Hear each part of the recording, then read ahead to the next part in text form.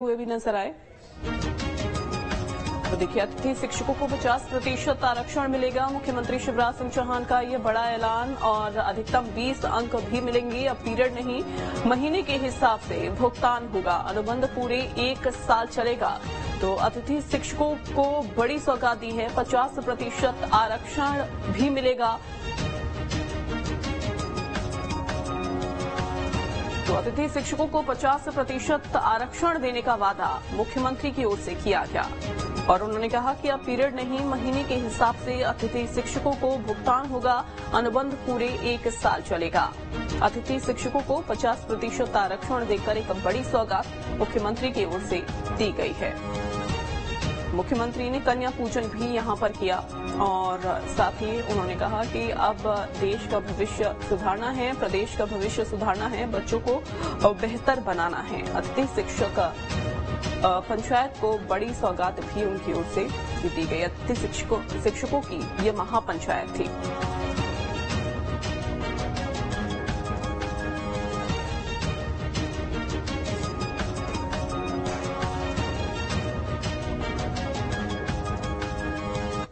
तो मुख्यमंत्री ने महापंचायत को संबोधित किया। अतिथि शिक्षकों को संबोधित करते हुए बड़ी सौगात दी गई है। उनकी तरफ से 50% का आरक्षण देने का वादा भी किया और साथ ही उनके ऊपर फूल भी बरसाए गए। तो तस्वीरों में देखा जा सकता है कैसे मुख्यमंत्री शिवराज सिंह चौहान अतिथि शिक्षकों के ऊपर पुष्प वर्षा करते हुए दिखाई दे रहे हैं। साथ ही कन्या पूजन भी उनकी ओर से किया गया और जब वो मंच पर पहुंचे तो मंच पर पहुंचकर उन्होंने तमाम बड़ी बातें कही और बड़ा ऐलान भी किया। 50% आरक्षण देने का ऐलान अतिथि शिक्षकों को किया गया। उन्होंने कहा कि अब पीरियड नहीं, महीने के हिसाब से भुगतान होगा। अनुबंध पूरे 1 साल चलेगा। इसके अलावा उन्होंने ये भी बताया कि वो सरकार नहीं, परिवार चलाते हैं और आगे भी वो अतिथि शिक्षकों से मिलते रहेंगे।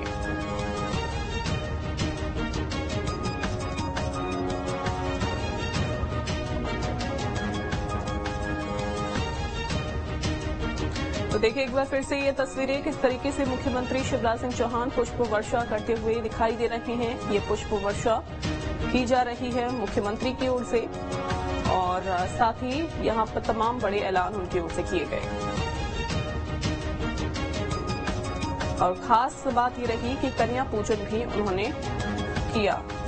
नीलम हमारे साथ जुड़ गई हैं। नीलम, तमाम बड़ी सौगातें अतिथि शिक्षकों को मुख्यमंत्री की ओर से दी गई और साथ ही बड़ा ऐलान किया गया 50% आरक्षण का। जी बिल्कुल, देखिए अतिथि शिक्षकों के महापंचायत में मुख्यमंत्री शिवराज सिंह चौहान ने इस वर्ग को कई बड़ी सौगातें दी है, घोषणाएं की है। सबसे पहले अगर हम बात करें आरक्षण की, तो शिक्षक भर्तियों में अब अतिथि शिक्षकों को 50% तक का आरक्षण दिया जाएगा।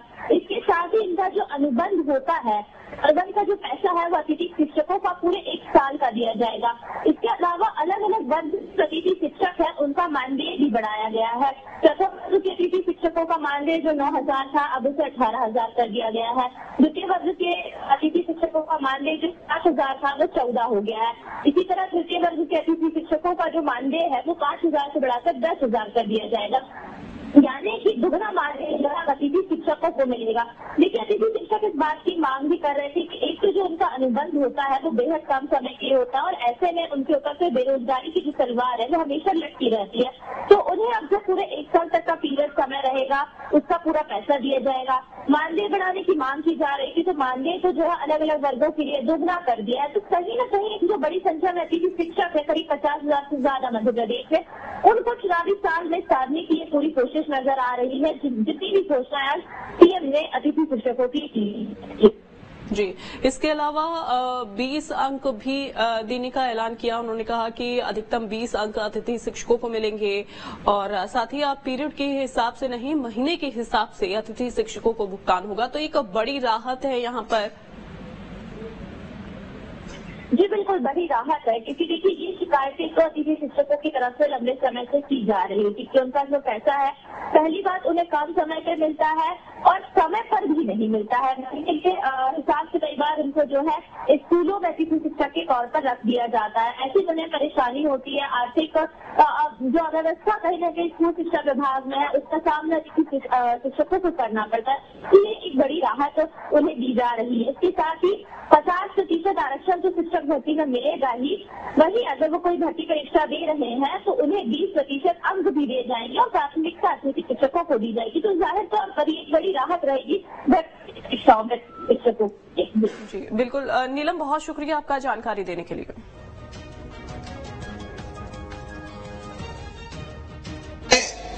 गुरुजियों की तरह एक योजना बनाऊंगा कि जिसमें पात्रता परीक्षा लेके भी हम अतिथि शिक्षकों को नियमित करने की दिशा में आगे बढ़ सकें। जब गुरुजी के लिए किया है तो उनके लिए भी हम सोच सकते हैं। केवल जो आरटीए के अंतर, आपको पता है शिक्षा का जो कानून है आरटीई, उसके अंतर्गत डीएड बीएड वाली जो बाध्यताएं हैं वो हम रिलैक्स नहीं कर सकते क्योंकि वो केंद्रीय कानून है। लेकिन उसको छोड़ के मेरी इच्छा है कि तुम सब नियमित हो जाओ, ढंग से पढ़ाओ, बच्चों को भी ठीक से पढ़ाओ। बड़ी खबर, रायपुर पहुंचे राहुल गांधी।